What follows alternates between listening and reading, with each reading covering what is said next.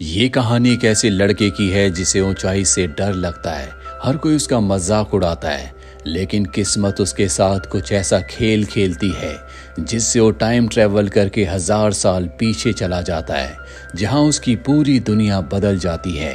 Bollywood silver screen presenting power of stone. कहानी की शुरुआत में हमें विक्टर नाम के एक लड़के को दिखाया जाता है, जिसके बचपन में ही उसके पिता की एक कार एक्सीडेंट में मृत्यु हो गई थी। उसके पिता की कार बहुत ऊंची जगह से गिरी थी। तभी से विक्टर को ऊंची जगहों से डर लगता है। वो कभी ऊंची जगहों पर नहीं जाता। उसे लगता है कि अगर वो ऊंची जगह पर गया तो वहां से गिरकर उसकी मृत्यु हो जाएगी। और एक यही वजह है कि विक्टर आज अपने स्कूल फ्रेंड्स के साथ पिकनिक पर नहीं जा रहा, जो सब के सब पहाड़ पर सूर्य ग्रहण देखने के लिए जाने वाले हैं।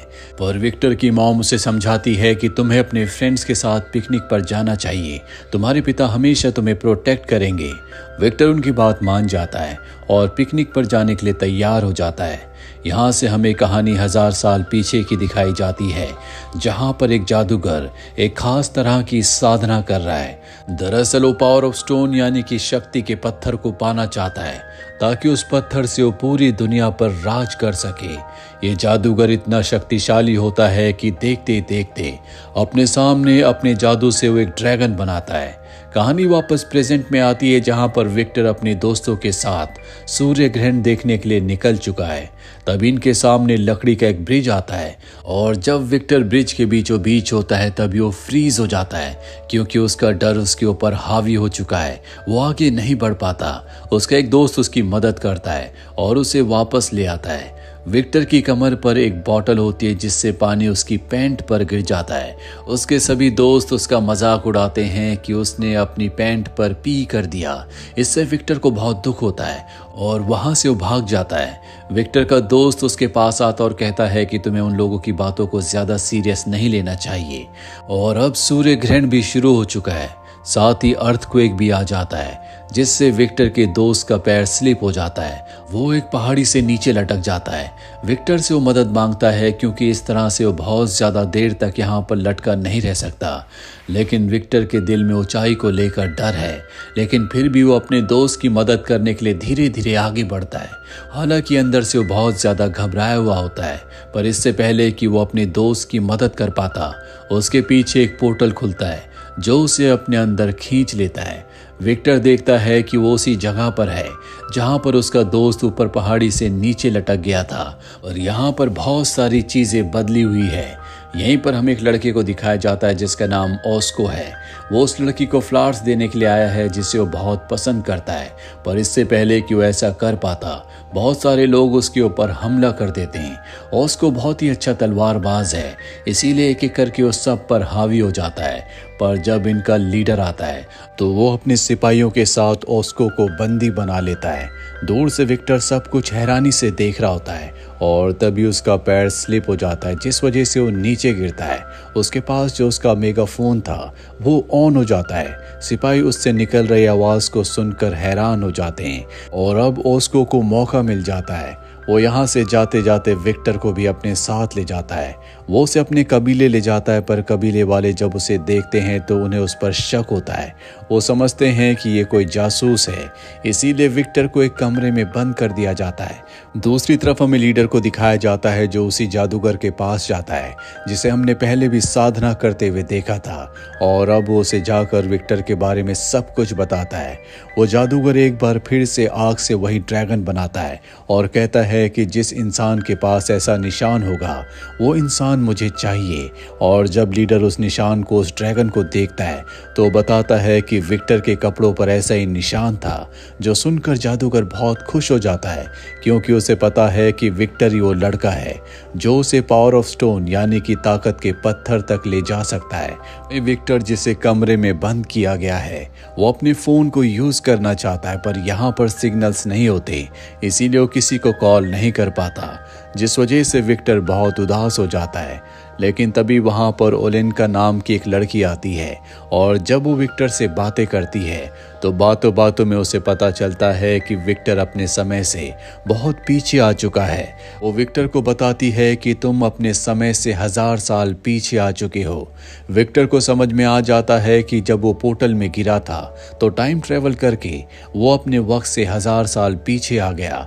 विक्टर इस सब कुछ सोच ही रहा होता है कि तभी वहां पर ओस्को आ जाता है, जो विक्टर को बताता है कि कल उसके कबीले वाले उसे अपने देवता के पास ले जाएंगे, जहां पर उसका फैसला होगा कि वो बेगुनाह है या नहीं। अगली सुबह विक्टर को सब के सब एक झील के पास ले जाते हैं और उसे झील में फेंक दिया जाता है। तभी उसके पास एक क्रिएचर आता है जो उसे नहीं मारता बल्कि उसे झील से बाहर फेंक देता है, जिसका मतलब ये है कि विक्टर बेगुनाह है। कबीले वाले उसे अपने साथ रखने के लिए तैयार हो जाते हैं, जिसके बाद विक्टर सबको बताता है कि मैं इस समय से नहीं हूँ बल्कि मैं फ्यूचर से टाइम ट्रेवल करके पास्ट में आया हूँ। वो सबको पोर्टल के बारे में बताता है पर उसकी बातों पर कोई यकीन नहीं करता। पर इस कबीले में एक इन्वेंटर होता है, वो कहता है कि मुझे टाइम ट्रेवल के बारे में पता है। जिस पोर्टल की तुम बात कर रहे हो वो सूर्य ग्रहण के दिन खुलता है, लेकिन कुछ ऐसे जादूगर और तांत्रिक हैं जो अपनी शक्तियों से उस पोर्टल को खोल सकते हैं, पर इस तरह के लोगों तक पहुंचना बहुत ही मुश्किल है। अब अगली सुबह हमें ओस्को को दिखाया जाता है जो विक्टर को तलवार चलाना सिखा रहा होता है ताकि वक्त आने पर वो अपनी रक्षा कर सके। साथ ही वो उसे एक नक्शा बनाकर दिखाता है और बताता है कि इस जगह पर एक जादूगर है जो पोर्टल को खोल सकता है।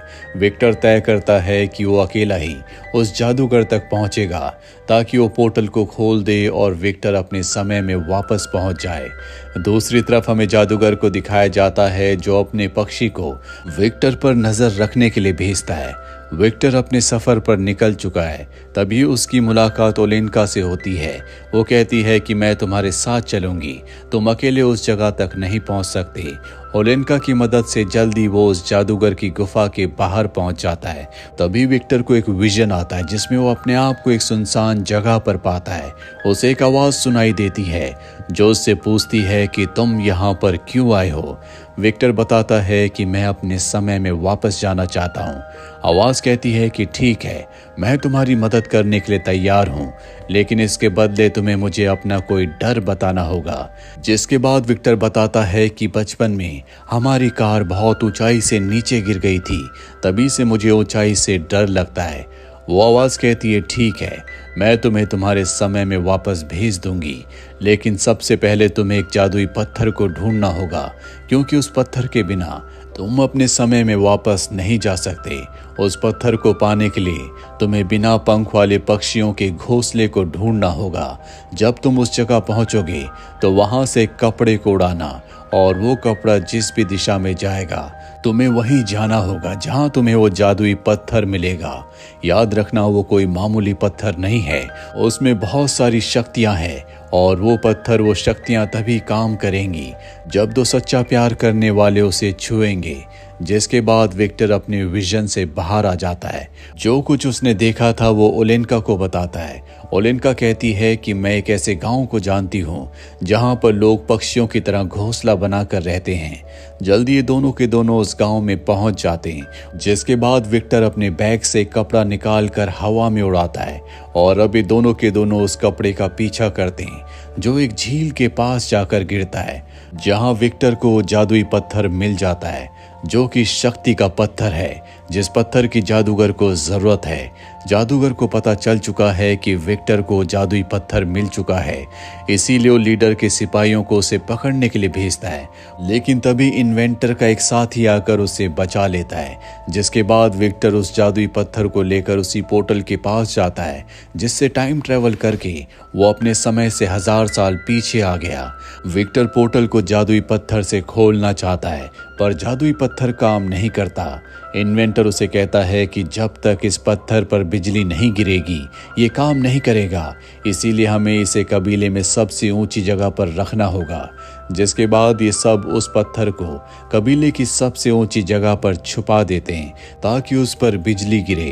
वहीं जादूगर उस पत्थर को पाने के लिए अब किसी भी हद तक जा सकता है, जिसके लिए वो अपने जादू का इस्तेमाल भी करता है। रात होने पर तेज बारिश होना शुरू हो जाती है, साथ ही आसमान में बिजली चमक रही होती है। वहीं विक्टर देखता है कि एक आदमी को पिंजरे में कैद किया गया है, जो कि लीडर का भाई है। विक्टर उसे बारिश से बचाता है। तभी आसमान में बिजली चमकती है और बिजली उसी टीले पर गिरती है जहां पर पत्थर रखा गया है। टीले का वो हिस्सा टूटकर लीडर के भाई के पास गिर जाता है, जिस वजह से लीडर का भाई उस पत्थर से अपने आप को आजाद करता है। दरअसल कबीले वालों ने लीडर के भाई को यहाँ पर कैद किया था, जो आजाद हो चुका है। वो पत्थर को लेकर अपने भाई लीडर के पास जाता है, उसे वो पत्थर दे देता है, जिसके बाद ये पत्थर को जादूगर को देते हैं। और अब जादूगर उस पत्थर की शक्तियों को इस्तेमाल करना चाहता है, पर वो पत्थर की शक्तियों को इस्तेमाल नहीं कर सकता, क्योंकि इस पत्थर को विक्टर ने ढूंढा है, वही इसकी शक्तियों को वापस ला सकता है। साथ ही अगली सुबह कबीले वालों को पता चल जाता है कि लीडर का भाई और पत्थर दोनों गायब हैं। लीडर के भाई को किसी भी कीमत पर वापस लाना चाहते हैं। दूसरी तरफ इन्वेंटर विक्टर की मदद से एक पैराग्लाइडर बनाता है, ताकि पैराग्लाइडर की मदद से वो स्टोन को वापस हासिल कर सके। अगले दिन हमें दिखाया जाता है जहां पर इन्वेंटर और ओलेन्का नदी के किनारे होते हैं। तभी वहां पर लीडर के लोग आकर इनके ऊपर हमला कर देते हैं, जो इन्वेंटर को बुरी तरह से जख्मी कर देते हैं। लीडर के लोग ओलेन्का को अपने साथ किडनैप करके ले जाते हैं, जिसके बाद इन्वेंटर को वापस कबीले में लाया जाता है, जिसकी हालत बहुत ज्यादा खराब होती है। वो अपनी जिंदगी की आखिरी सांसें ले रहा है। मरने से पहले वो बताता है कि ओलेन्का को लीडर के लोग अपने साथ बंदी बनाकर ले गए, जिसके बाद उसकी मृत्यु हो जाती है। विक्टर किसी भी कीमत पर ओलेन्का को बचाना चाहता है, क्योंकि वो उससे प्यार करता है। इसीलिए वो अकेले लीडर के इलाके में पहुंच जाता है, जहां पर लीडर के लोग उसे पकड़ लेते हैं। और अब लीडर विक्टर से कहता है कि तुम्हें इस जादुई पत्थर यानी कि शक्ति का जो पत्थर है, उसकी शक्तियों को एक्टिवेट करना होगा। अगर तुमने ऐसा नहीं किया तो मैं ओलेन्का को मार दूंगा। विक्टर को उसकी बात माननी पड़ती है। वो उस पत्थर को छूता है, जिससे वो एक्टिवेट हो जाता है। जिसके बाद लीडर अपने भाई से कहता है कि तुम इन दोनों को मार दो, और पत्थर लेकर खुद वो जादूगर के पास चला जाता है। लेकिन लीडर का भाई यहाँ पर इन दोनों को नहीं मारता, क्योंकि जिस रात को बारिश में भीग रहा था विक्टर ने उसकी मदद की थी। इसीलिए वो उसे घोड़ा देकर कहता है कि जल्द से जल्द यहाँ से तुम दोनों निकल जाओ। विक्टर और ओलेन्का वहाँ से निकल जाते हैं। लीडर को पता चल जाता है कि उसके भाई ने विक्टर और ओलेन्का को आज़ाद कर दिया, इसीलिए वो खुद अपने भाई को मार देता है। वहीं विक्टर और ओलेन्का अपने कबीले वापस पहुंच जाते हैं, जहां पहुंचकर उन्हें पता चलता है कि लीडर उनके कबीले पर हमला करने वाला है।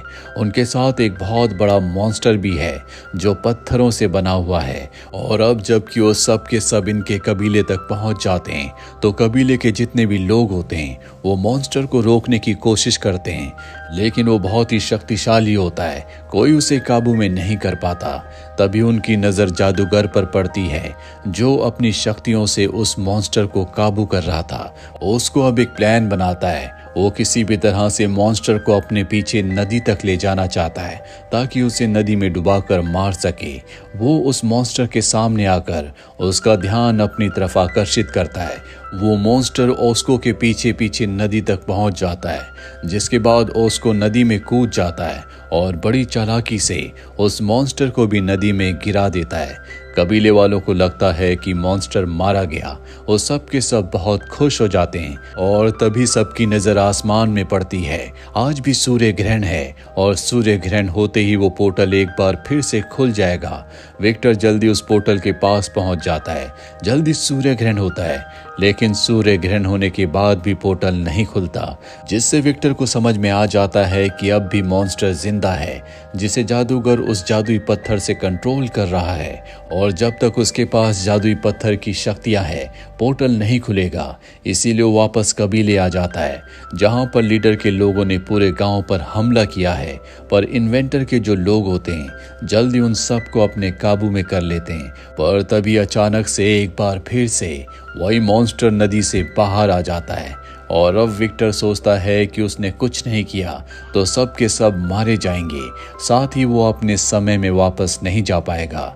इसीलिए वो अपने ऊंचाई के डर को भूलकर इन्वेंटर द्वारा बनाए गए पैराग्लाइडर को लेकर एक टावर से नीचे कूद जाता है और अब वो उस पैराग्लाइडर से उस जगह पहुंचता है जहां पर जादूगर है। वो जादूगर पर हमला करता है, जिस वजह से उस जादूगर के हाथ से पत्थर छूट जाता है और जैसे उसके हाथ से पत्थर छूटता है मॉन्स्टर अपनी जगह पर फ्रीज हो जाता है।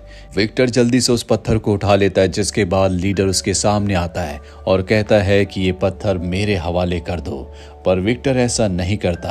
वो उस पत्थर को नदी में वापस फेंक देता है, जिस वजह से मॉन्स्टर भी कई टुकड़ों में टूटकर खत्म हो जाता है। ये देखकर लीडर को बहुत गुस्सा आता है और वो विक्टर को मारने वाला होता है कि तभी वहां पर ओस्को आ जाता है, जो लीडर का पुराना दुश्मन है, और अब वो लीडर को मार देता है। जिसके बाद विक्टर जल्दी से उसी पोर्टल के पास जाता है जहां से वापस वो अपने समय में जा सकता है। जाने से पहले वो ओलेनका को अलविदा कहता है और पोर्टल के थ्रू टाइम ट्रेवल करके वो 1000 साल आगे यानी कि अपने समय में वापस पहुंच जाता है। हालांकि उसने टाइम ट्रेवल करने के बाद उस जगह पर बहुत वक्त बिताया था, लेकिन वो उसी पल में वापस पहुंचा है जिस पल से वो यहाँ से गायब हुआ था। उसका दोस्त अब भी चट्टान से लटका हुआ है, पर विक्टर को अब ऊंचाई से डर नहीं लगता, इसीलिए वो अपने दोस्त को ऊपर खींचकर उसकी जान बचा लेता है। हालांकि विक्टर अपने समय में वापस पहुंच चुका है, लेकिन अब भी वो ओलेनका को बहुत मिस करता है क्योंकि वो उससे प्यार करता था। यहाँ विक्टर अपने समय में खास पत्थर को छू रहा होता है, वहीं 1000 साल पीछे यानी कि पास्ट में ओलेनका भी उसी पत्थर को छू रही होती है। आपको क्या लगता है, क्या विक्टर और ओलेनका कभी मिल पाएंगे? कमेंट बॉक्स में जरूर लिखें। उम्मीद करते हैं कि ये कहानी आपको पसंद आई होगी।